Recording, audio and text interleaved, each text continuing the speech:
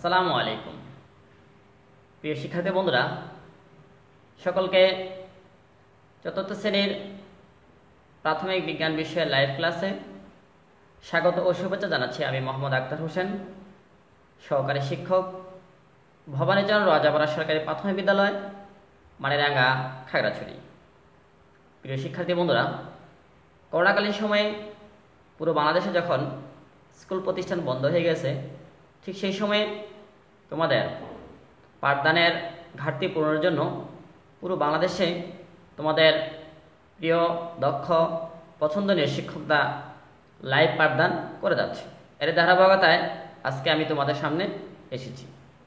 আমরা আলোচনা করব চতুর্থ শ্রেণীর প্রাথমিক বিজ্ঞান বিষয় নিয়ে। তো বন্ধুরা, যারা এই মুহূর্তে যোগ দিয়েছে তাদেরকে আবারও আন্তরিক অভিনন্দন জানাচ্ছি, এবং সম্মানিত ভিউয়ার্স যারা দেখছেন তাদেরকে অভিনন্দন জানাচ্ছি, এবং আপনার পাশে থাকা প্রাথমিক বিদ্যালয়ের কোনো শিক্ষার্থী অথবা আপনার শিশুকে আজকের এই ক্লাসটি দেখার সুযোগ করে দিবেন, সেই প্রত্যাশা রেখেই আজকের মূল আলোচনায় চলে যাচ্ছি। বন্ধুরা, আজকে পাঠে আবারও তোমাদেরকে স্বাগত জানাচ্ছি। আজকে আমরা আলোচনা করব আমাদের প্রাথমিক চিকিৎসা পানিতে ডুবে, অর্থাৎ একটা ব্যক্তি পানিতে ডুবে গেলে তার কিভাবে প্রাথমিক চিকিৎসা দিতে হয় সেই বিষয়ে আজকে আমরা আলোচনা করব। শিক্ষার্থী বন্ধুরা, প্রথমে আমরা জানব প্রাথমিক চিকিৎসা কী। প্রাথমিক চিকিৎসা কি? ডাক্তার আসা বা হাসপাতালে নেওয়ার পূর্বে অসুস্থ বা আহত কোনো ব্যক্তিকে দ্রুত সাময়িক সেবা দেওয়া বা চিকিৎসা ব্যবস্থা করা হলো প্রাথমিক চিকিৎসা। অর্থাৎ একটা ব্যক্তিকে দ্রুত সময়ে কীভাবে চিকিৎসা দেওয়া যায়। অর্থাৎ আমাদের অনেক সময় দেখা যায় যে আমাদের হাসপাতাল দূরে থাকতে পারে বা ডাক্তার আমার আশেপাশে নাও থাকতে পারে। এখন ডাক্তার বা হাসপাতাল দূরে হলে কি আমার রোগী মারা যাবে? না। এখন ডাক্তার আসা বা হাসপাতালে নেওয়ার পূর্ব পর্যন্ত আমরা বাড়িতে রেখে রোগীকে চিকিৎসা দিতে পারি, আর বাড়িতে যে চিকিৎসা দিতে পারি সেটাকে বলা হচ্ছে প্রাথমিক চিকিৎসা। তাহলে বন্ধুরা, আমাদের পরীক্ষায় আসতে পারে যে প্রাথমিক চিকিৎসা বলতে কী বোঝো, তখন আমরা কিন্তু খুব সহজে বলতে পারবো যে প্রাথমিক চিকিৎসা বলতে কী বোঝো। এরপর আসো পানিতে ডোবা ব্যক্তির প্রাথমিক চিকিৎসার ধাপ। অর্থাৎ একজন ব্যক্তি যখন পানিতে ডুবে যাবে তখন তাকে আমরা কয়টি ধাপে তার চিকিৎসা দিব বা কি কি ধাপে তার চিকিৎসাগুলো সম্পন্ন করব সেগুলো আজকে আমরা আলোচনা করব। প্রথম ধাপটা হলো, দেখো, পানিতে ডুবতে দেখলে যা করব। আমরা একটা লোক পানিতে ডুবে যাচ্ছে, তখন প্রথম ধাপে আমরা কি করব যে আমার দেখা একটা লোক পানিতে ডুবে যাচ্ছে, তখন আমরা কি করব এটা আমরা প্রথমে জানবো। এরপরে জানবো যে পানিতে ডোবা ব্যক্তিকে যেভাবে উদ্ধার করব। এরপর আমরা একটা লোক পানিতে ডুবে যাচ্ছে, তখন তাকে আমরা কিভাবে উদ্ধার করবো সেই বিষয়টা আমরা জানবো। এরপর জানবো পানিতে ডোবা ব্যক্তি শ্বাস প্রশ্বাস বন্ধ থাকলে যা করবো। অর্থাৎ একটা লোক পানিতে ডুবে গেছে, তাকে আমরা উদ্ধার করলাম, উদ্ধার করার পরে দেখলাম যে ব্যক্তিটা শ্বাস প্রশ্বাস বন্ধ, তখন আমরা কি করব। তাহলে আমরা দেখলাম যে প্রাথমিক চিকিৎসার ধাপগুলো কি কি রয়েছে। পানিতে ডুবতে দেখলে যা করব, আমরা কি করব এটা আলোচনা করব আজকে। এরপর আমরা আলোচনা করব পানিতে ডোবা ব্যক্তিকে যেভাবে উদ্ধার করবো, এটা আমরা আলোচনা করব। এরপর আলোচনা করব পানিতে ডোবা ব্যক্তির শ্বাস প্রশ্বাস বন্ধ থাকলে যা করব। আমরা আজকে এই তিনটি ধাপ বা তিনটি গুরুত্বপূর্ণ বিষয় নিয়ে আজকে আমরা আলোচনা করব। তাহলে শুরু করি প্রথম আলোচনা। কাউকে পানিতে ডুবতে দেখলে আমরা কি করব। শিক্ষার্থী বন্ধুরা, খুব এই বিষয়টা খুব আমাদের ব্যক্তি জীবনে খুব কাজে লাগবে। শুধু পরীক্ষা পাস নয়, এটা আমাদের প্রত্যেক জীবনেও কাজে লাগবে। যে আমরা কোনো ব্যক্তিকে দেখলাম পানিতে ডুবে যাচ্ছে, তখন আমরা কি করব। আমরা যা করব সেটা হলো, প্রথমে আমরা সাহায্যের জন্য বড়দের ডাকবো এবং জরুরি সেবার জন্য কাউকে পাঠাবো। অর্থাৎ আমরা প্রথমে কি করব, আমরা সাহায্যের জন্য বড়দেরকে ডাকবো, এবং যদি বড়রা কাছে না পাই তখন আমরা অন্য কাউকে আমরা কি করব, জরুরি সেবার জন্য কাউকে ডাকতে পাঠাবো। এটা আমরা প্রথম কাজ করব।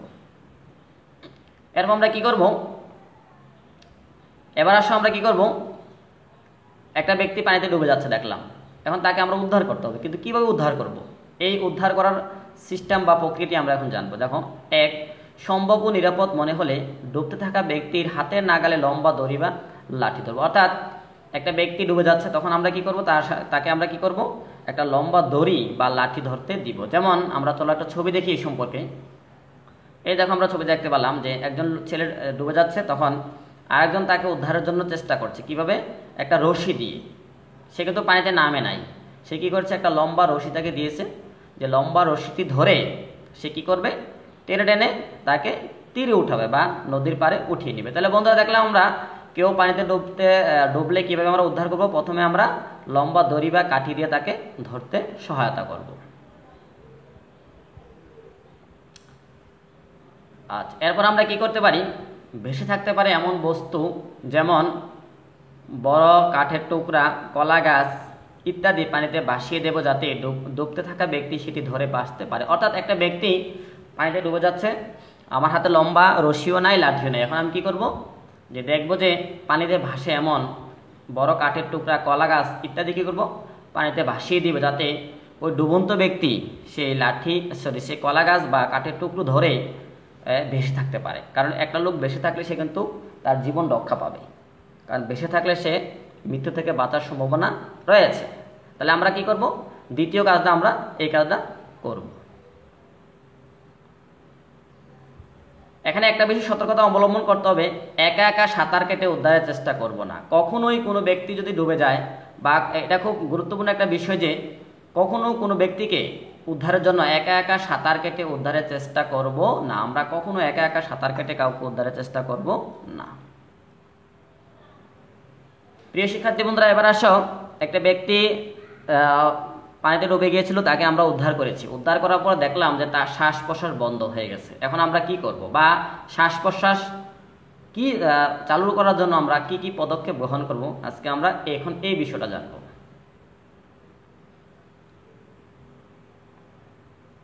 রোগীকে কি করব? আমরা রোগীকে চিৎ করে শুইয়ে থুতুনি আলতো করে উপরে তুলে ধরতে হবে। কি করব আমরা?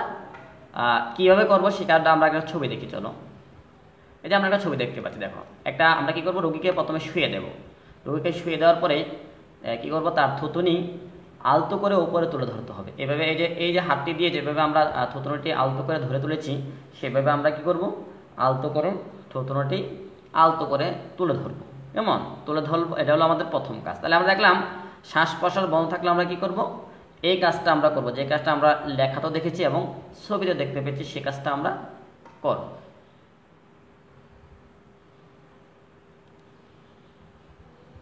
এরপর আমরা কি করতে পারি?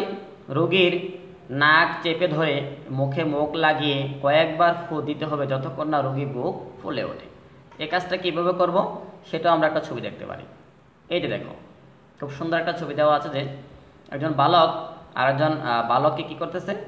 মানে মুখে মুখ লাগিয়ে ফুঁক দিচ্ছে, যাতে বুকটা তার ফুলে ওঠে। আমরা এই কাজটা কখন করব? যখন দেখবো যে রোগীর শ্বাস প্রশ্বাস বন্ধ হয়ে গেছে, আমরা এই কাজটা করতে পারি। এরপর আমরা কি করব? রোগীর বুকের মাঝখানে হাত রেখে প্রায় 30 বার নিচের দিকে চাপ দিতে হবে। কিভাবে কাজটা করব সেটা আমরা দেখব। একটা ছবি দেখি, চলো। এই যে দেখো, ছবিতে দেখা যাচ্ছে যে একটা শিশুকে বা একটা লোককে আরেকটা লোক কি করছে? শ্বাস নেওয়ার জন্য 30 বার নিচের দিকে চাপ দিচ্ছে। আমরা এই কাজটা করব। কখন? যখন আমার রোগীর শ্বাস প্রশ্বাস বন্ধ হয়ে যাবে, তখন আমরা এই কাজটা করে নেব।